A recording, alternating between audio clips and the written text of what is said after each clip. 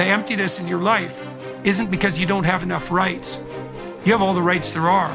You have more than you should. And it isn't because you lack consumerist options. You have Amazon and pornography, man. You can get whatever you want whenever you want it. And if that's still not working, well, what are you missing? Well, maybe you're missing the opposite of that. A little bit of restraint, a little bit of sacrifice, some responsibility. Man, stop bullshit. If you really got a problem with your life, you'll change it. You're not tired of being broke. You're not tired of being stuck. You're not tired, because if you was tired, you would actually do some shit about it. I'm tired of everybody running around complaining as if you're on the receiving end of whatever this world wants to dump on you and you don't have a choice. It's time to grow up, man. Excuses sound best to the person that's making them up.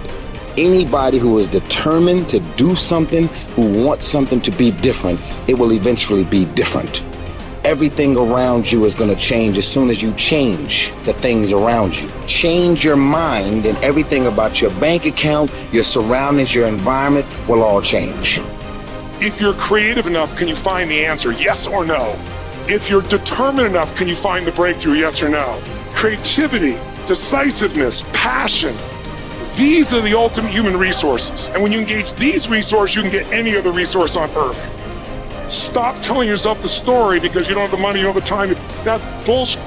It's because you haven't committed yourself where you would burn your fucking boats. If you want to take the fucking island, burn your fucking boats, and you will take the island, because people, when they're going to either die or succeed, tend to succeed. But most of us give ourselves a way out, and that's why we don't have what we want.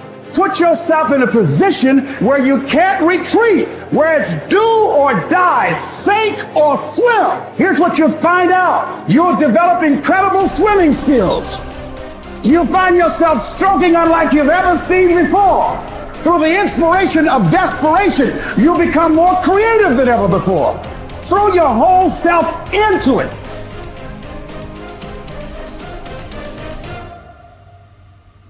I'm talking about grit. I'm talking about endurance. Just having more stamina than they got. In order to get to the next level, you gotta sacrifice. You gotta take risks. You gotta be willing to do by faith whatever you're asked to do. Listen to me, there are no shortcuts to success. There are no discounts to success. It's always sweat. It's always blood. It's always tears. You always have to give all to be the best. Yes, it's hard, but I ask for it, and I'll do whatever it takes to maintain it. It is not easy, but I'm not about to quit. I'm not about to give up.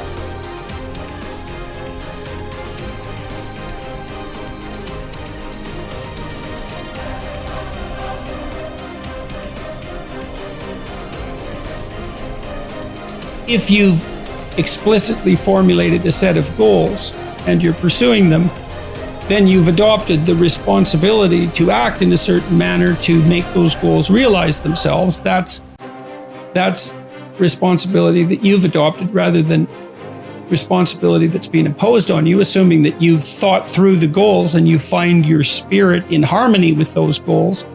You can consult your resentment. I think that's a very useful step. If you find yourself angry and bitter about the things that you are responsible for doing, then that's an indication that you might be operating under some unhealthy compulsion, that you're rebelling, and that's the reason for the resentment against the insistence that you act in a certain way. Although it's also possible that you're just immature and that you're rebelling against the discipline that's necessary to attain the goals that you genuinely do want to attain and that are valid and that you are actively engaged in constructing. So you have to get that straight, and some of that's a consequence of thought, and again, some of that's a consequence of discussion with other people with whom you're intimate enough to have a conversation like that. And perhaps they have conversations about similar things with you if you're fortunate. At the end of God's creation, describing how order emerges from chaos or being from potential, there's this strange line, which is probably the most important line that's ever been written in our culture, at the basis of our culture. And that is that men and women are made in the image of God. And what does that mean? Well, if God is that which confronts potential with truth and courage and makes what's good out of potential, that seems to indicate that we have the same faculty. Like on a smaller scale, we're not omniscient, but we're not bloody well nothing. You know, our conscious is integrally tied into the structure of being in some manner we don't understand. And it certainly is the case that we take what isn't and turn it into what is. That's something, man. That's quite the trick we've been able to manage. And so we're made in that image. And so what are we supposed to do? Well, that's what we're supposed to do. We're supposed to type our letters and make our phrases and construct our sentences and build our paragraphs and put our chapters together and make our books and communicate to people and straighten out the damn culture and constrain the malevolence and ignorance that besets each of us and push nature back and extend ourselves out into the unknown and confront the potential that's there in illimitable quantities and make the world better than it could be otherwise. To move it away from hell, and it can certainly become that, and toward heaven to the degree that we can manage that. And that is a good enough goal. That's the thing. You need something, because your life is tough. It's hard. You need something you need something to get out of bed for and fight for. And that's something, right? To fight, let's say, against hell and for heaven. That's something to fight for. If you want to be convinced about this, like read a little bit about hell.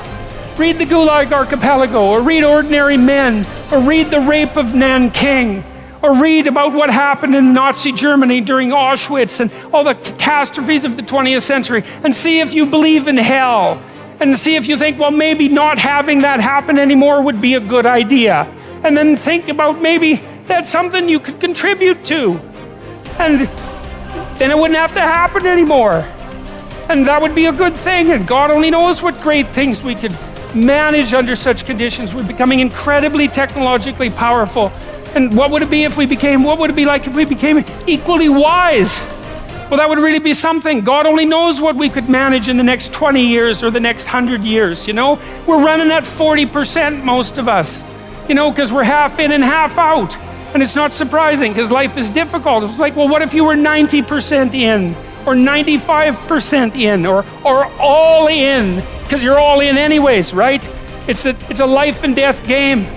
No one gets out of this. Everyone dies. You might as well commit yourself. And you might as well commit yourself to the highest good that you can attain, because why not? It'll imbue your life with meaning. It's hard, the responsibility's there, but all the meaning's in the responsibility, and that'll make your life better. It'll make your family's life better, and it should make your culture better. Maybe it make the world better. It's like, that'll justify your damn miserable existence at 3 o'clock in the morning when you're wondering what the hell you're doing here. And that's a good thing, because there's going to be days when you're aching and tired and sore, and there's people in your family that are sick, and you're cynical and bitter, and you need a reason to get up, and you think, yeah, well, a little more heaven and a little less hell, maybe I can pull that off today and tomorrow and next week. And that's worth struggling forward for. A man who becomes conscious of the responsibility he bears toward a human being who affectionately waits for him, or to an unfinished work, will never be able to throw away his life. He knows the why for his existence and will be able to bear almost any how. By declaring that man is responsible and must actualize the potential meaning of his life. I wish to stress that the true meaning of life is to be discovered in the world rather than within man or his own psyche, as though it were a closed system. I have found this constitutive characteristic the self-transcendence of human existence.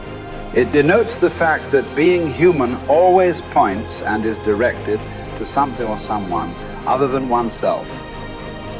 Be it a meaning to fulfill or another human being to encounter, the more one forgets himself. By giving himself to a cause to serve or another person to love, the more human he is and the more he actualizes himself. What is called self-actualization is not an attainable aim at all. for the simple reason that the more one would strive for it, the more he would miss it. In other words, self-actualization is possible only as a side effect of self-transcendence. A human being is not one thing among others. Things determine each other, but man is ultimately self-determining what he becomes within the limits of endowment and environment. He has made out of himself. In the concentration camps, for example, in this living laboratory and on this testing ground, we watched and witnessed some of our comrades behave like swine, while others behaved like saints. Man has both potentialities within himself. Which one is actualized depends on decisions, but not on conditions. What is demanded of man is not, as some existential philosophers teach, to endure the meaninglessness of life, but rather to bear his incapacity to grasp its unconditional meaningfulness in rational terms. To be sure, man's search for meaning may arouse inner tension rather than inner equilibrium. However, precisely such tension is an indispensable prerequisite of mental health. There is nothing in the world, I venture to say, that would so effectively help one to survive even the worst conditions as the knowledge that there is a meaning in one's life. There is much wisdom in the words of Nietzsche. He who has a why to live for can bear almost any how. What was really needed was a fundamental change in our attitude toward life. We had to learn ourselves, and furthermore, we had to teach the despairing men that it did not really matter what we expected from life, but rather what life expected from us. We needed to stop asking about the meaning of life, and instead to think of ourselves as those who were being questioned by life daily and hourly. Our answer must consist not in talk and meditation, but in right action and in right conduct. Life ultimately means taking the responsibility to find the right answer to its problems and to fulfill the tasks which it constantly sets for each individual.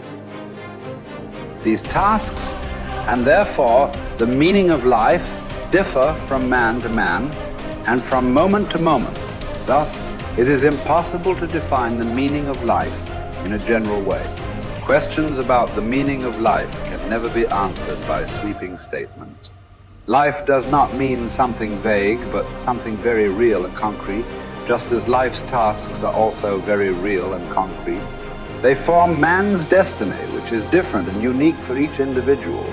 No man and no destiny can be compared with any other man or any other destiny. No situation repeats itself, and each situation calls for a different response. Sometimes the situation in which a man finds himself may require him to shape his own fate by action. At other times, it is more advantageous for him to make use of an opportunity for contemplation and to realize assets in this way. Sometimes man may be required simply to accept fate, to bear his cross. Every situation is distinguished by its uniqueness, and there is always only one right answer to the problem posed by the situation at hand. When a man finds that it is his destiny to suffer, he will have to accept his suffering as his task, his single and unique task. He will have to acknowledge the fact that even in suffering, he is unique and alone in the universe. No one can relieve him of his suffering or suffer in his place. His unique opportunity lies in the way in which he bears his burden.